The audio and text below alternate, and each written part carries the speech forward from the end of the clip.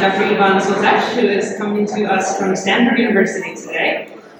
Sorry that we don't have the best weather for him. He's coming from California, but at least we don't have much smoke in the air as they do out west today. Dr. Soltesz received his doctorate in Budapest and conducted postdoctoral research. This is postdoctoral research at universities in Oxford, London, Stanford, and Dallas. There's a lot of postdoctoral research he has done. He established his laboratory at the University of California, Irvine, and becoming full professor there in 2003, and department chair from 2006 to 2015, before moving to Stanford in 2015 as the James Doty Professor of Neurosurgery and Neurosciences at the Stanford University School of Medicine. Dr. Soltesz, his research is focused on how brain cells communicate with each other in the normal brain, and how that communication changes in epilepsy. So we are very honored to have Dr. Soltesz with us. Please join me in welcoming him today.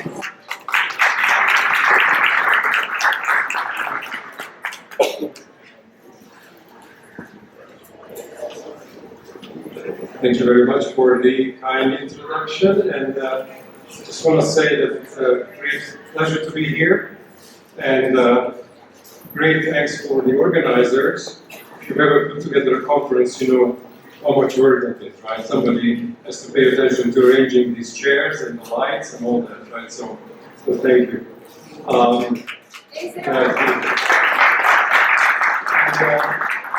So I'm going to talk about, discuss it with you, really not talk about, but really discussing it with you. What is the endocannabinoid system, and how does cannabis have an impact on seizures? And if you have questions, you can stop me, right? So I don't need to get through my slides. If you don't follow what I'm saying, just feel free to stop me. So I have nothing to declare. This is what I'm going to talk about. What is the endocannabinoid system? We consider some of the preclinical evidence for endocannabinoids in seizure control, and then we talk a little bit about the risk factors.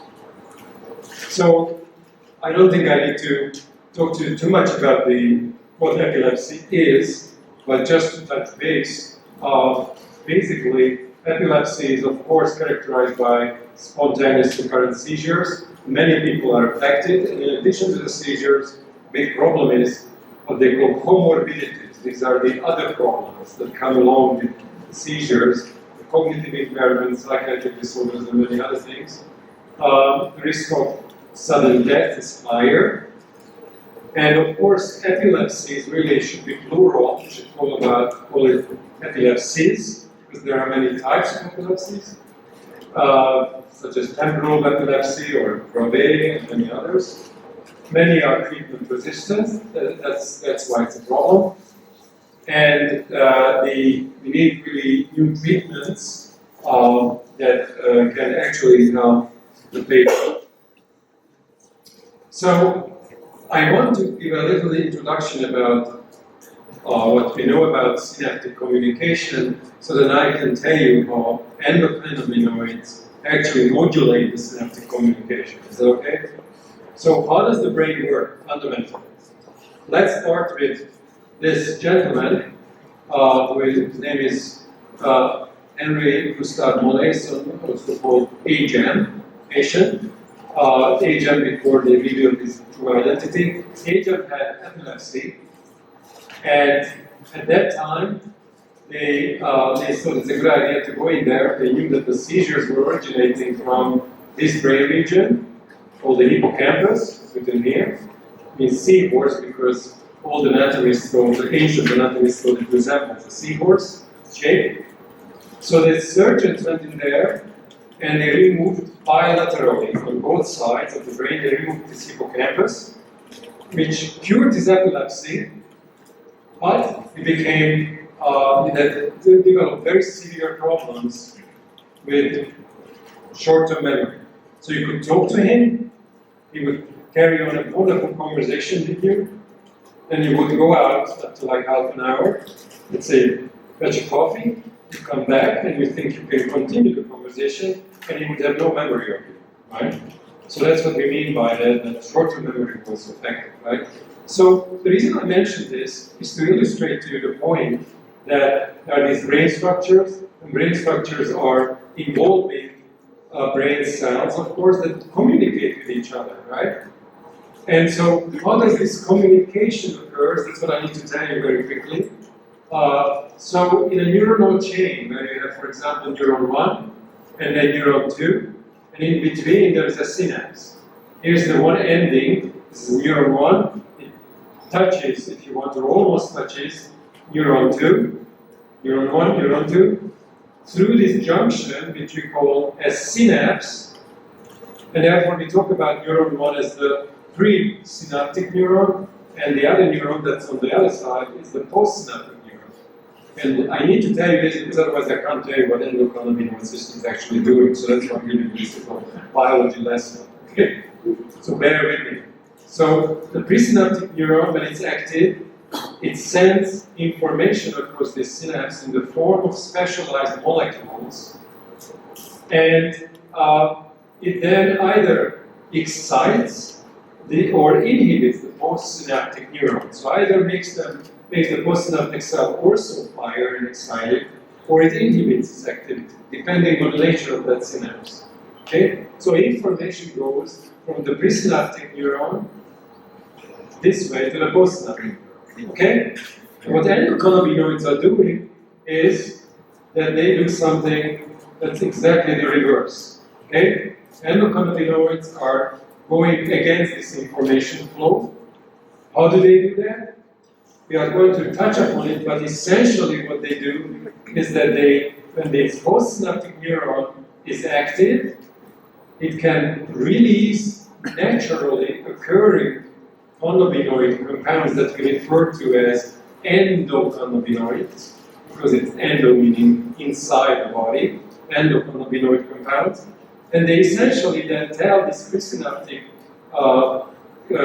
terminal here, neuron 1, to calm down. Okay? So when this neuron is very active, it essentially tells through endocannabinoids, through this backward signaling, to calm down and calm that activity. And you can imagine that when you have, like in the case of A-Jam, who had this structure in the hippocampus removed, what happened was that there are these neuronal chain. Neuron 1 projects to neuron 2, releases a neurotransmitter, neuron 2 projects to neuron 3, and so on. And at each of these places in the brain, you may have cannabinoid receptors and ligand that regulate the activity. Okay? Alright. So, if you accept that there is a presynaptic cell and a postsynaptic cell and a synaptic junction, and that normally these endocannabinoids go from the postsynaptic side backward and they bind the receptors on the presynaptic terminal, right? These are the cannabinoid receptors, or CB1 receptor, type 1 receptor. Then what is interesting about this is that this is how the body naturally signals, right? This system is essentially designed, beautifully by the way, for someone like me, biology geek. It's beautiful because it's essentially regulating the flow of information from here to here, and when this information, this excitation is too much, then essentially the postsynaptic cell is saying through these compounds, calm down. Okay, so it's a natural way of regulating the activity in the neuronal chain. Now, when people smoke marijuana and they put THC, for example, as well as many other things, THC in the brain, what it can do and it does is that it binds very specifically to this cannabinoid receptor that is normally used in the brain, in the body, at synapses to regulate the activity in a very fine-tuned manner. So when THC hits this receptor, it will then decrease the transmitter release. It will decrease transmitter release regardless of whether it's an excitatory neurotransmitter or an inhibitory neurotransmitter, right? So it's going to basically do, either it's going to decrease inhibition, it's also going to decrease excitation in the brain, right? So this is what's important, of course, for epilepsy. This is what I just said. So CB1 receptors, when they get activated either naturally through these endocannabinoids or through exogenously or externally applied agonists, these are the compounds like THC, they will inhibit both excitatory and inhibitory synapses. They will decrease the brake on the car as well as the gas in the car. You can think of it this way. Now, the other thing to remember if you want to understand how, yes? I had a question when you said when THC enters, it decreases, I believe you said? Yes. Does it do that because when you, I don't know, like smoke or whatever, the Yeah. THC, is it because the dopamine floods the brain, or? So we are not talking about specifically dopamine. So dopamine neurons that release dopamine can also have these receptors. So it's a complicated thing, right? And many types of synapses in your body can have CB1 receptors, whereas THC can bind, right? So dopamine is what we call a neuromodulator, right? It can modulate how your brain functions. We are just talking here about the basic things. Are you excited if you're a postsynaptic cell, or are you inhibited, right? That's how neuronal chains function, okay? So we are just talking about that, right? Because for epilepsy, that's really the most important thing, right? That the epileptic brain is fundamentally overexcited, right? So if it's not clear, if I didn't answer your question, let's talk afterwards, okay?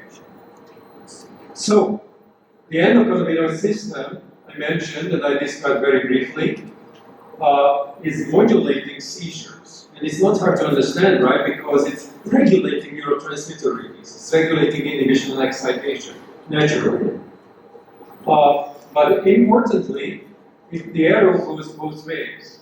Seizures, as we have discovered, we meaning scientists, discovered, seizures also can regulate the endocannabinoid system. In other words, this endocannabinoid system that we discussed before, here, that regulates this pathway, doesn't work in exactly the same way in a person with epilepsy than in a normal brain, right? So that's a very important point that I'm happy to discuss further, right? Because seizures, So because seizures are actually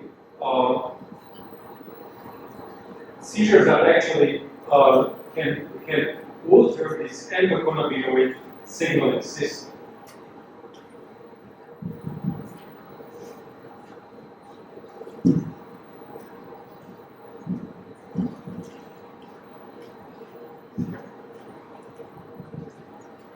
Okay. Okay? Can you hear me? Yes. All right, thank you. So this was about the endocannabinoid system and the seizures. And I just want to say that thanks to your taxpayer dollars, we know a lot about, for example, about this interaction. And I'm happy to talk about it more, but in the interest of time, I'm going to move on. So a very important point is that CBD, when you consider the cannabinoid effects in epilepsy, CBD, as you might have heard in previous talks, has many apparent molecular targets. As a matter of fact, scientists have identified more than 65 molecular targets in the brain, distinct entities, molecules where CBD can bind to and activate various pathways. Okay? The big question is, which one out of the 65, or which ones are important, right, for treating epilepsy, right? And that's the big question that we don't fully understand.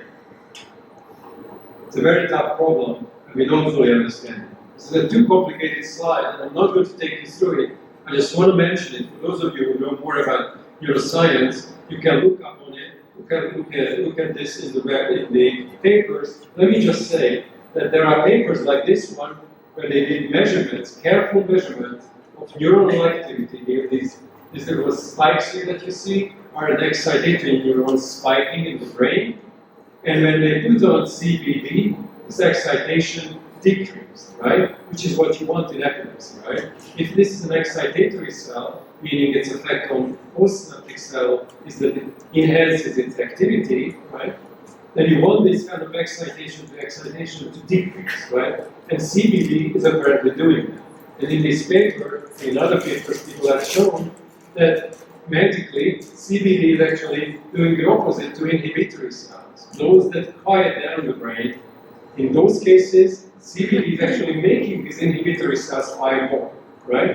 So CBD is very nicely increasing inhibition and decreasing excitation in the brain. That's what essentially what this slide is showing you.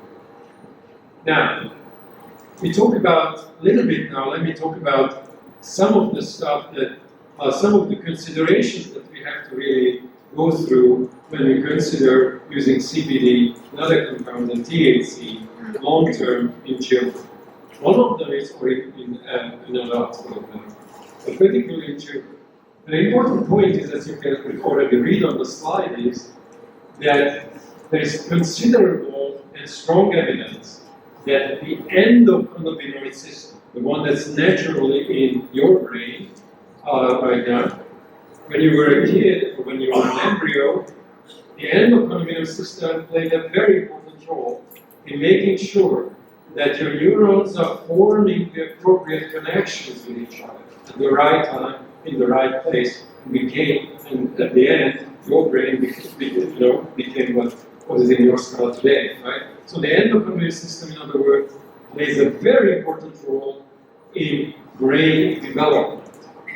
Now, because of that, it's not entirely surprising that when you give, when you apply THC in utero, right, in the womb, or in early development in neonatal brains, it has the potential to have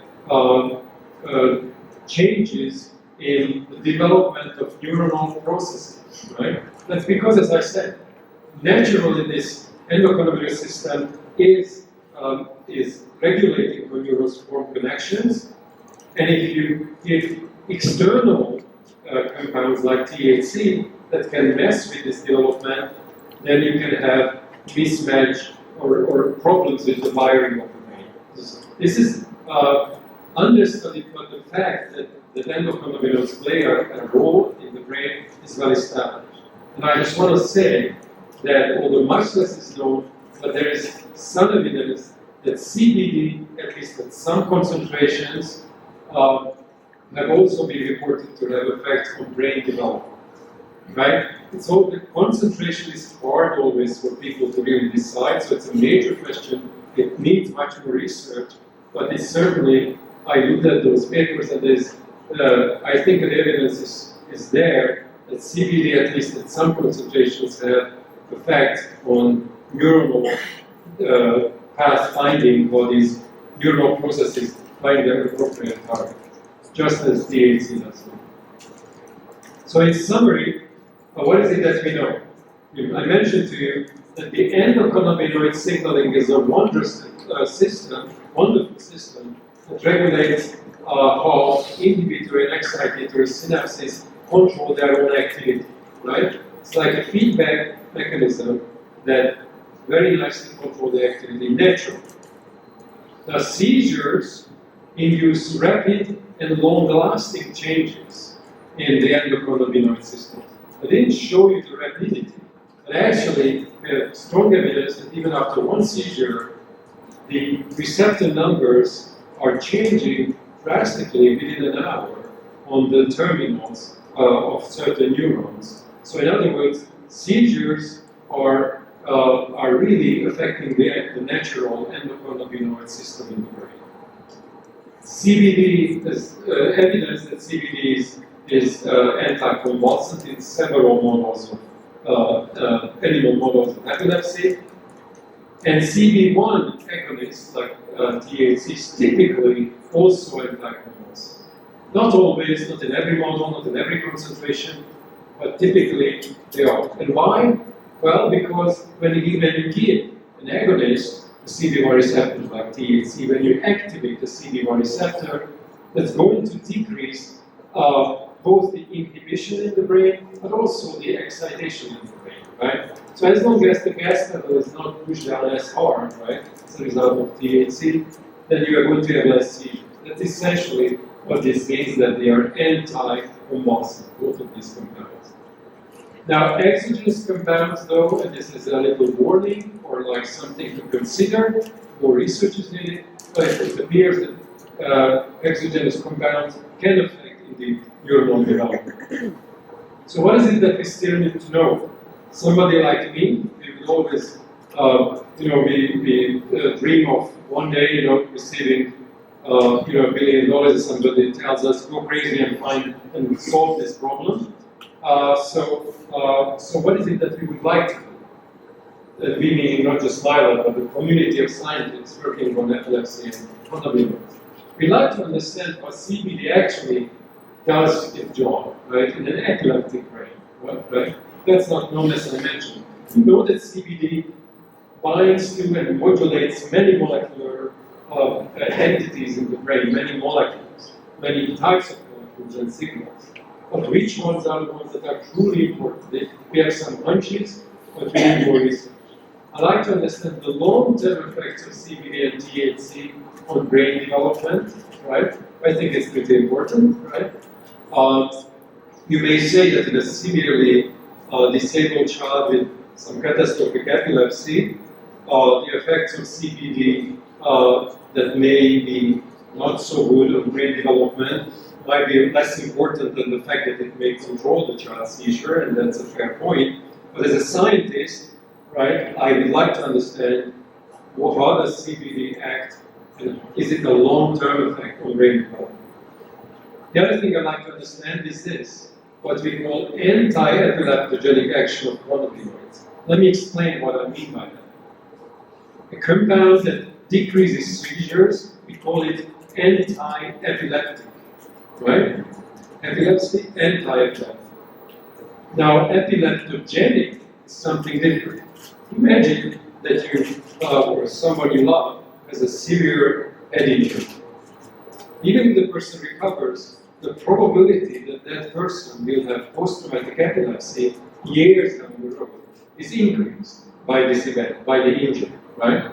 This process that goes from the injury to epilepsy is called epileptogenesis, the genesis of epilepsy. It's a process that's not well understood.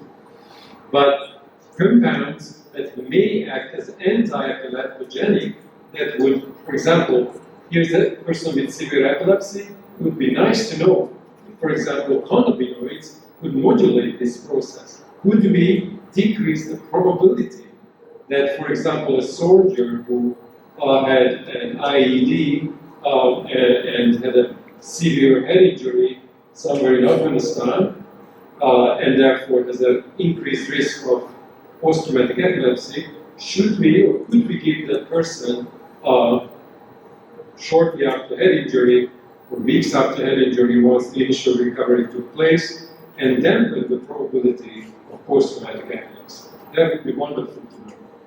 And finally, scientists would like to know what key brain circuits involved, what are the key brain circuits that are involved in the anti-convulsant effects of cannabinoids, right? So because the brain has many, many circuits, right? I just showed you the hippocampus, and just to give you an idea, there are probably about 3,000 scientists working on the hippocampus, and it's just one part of the brain, and numerous circuits in the brain, and it would be very nice to know that when a compound like CBD or THC is actually decreasing seizures, which circuit is it actually affecting? Which seizures are involved in the anti-seizure? And finally, as always, I want to thank the taxpayers for funding the research in my lab.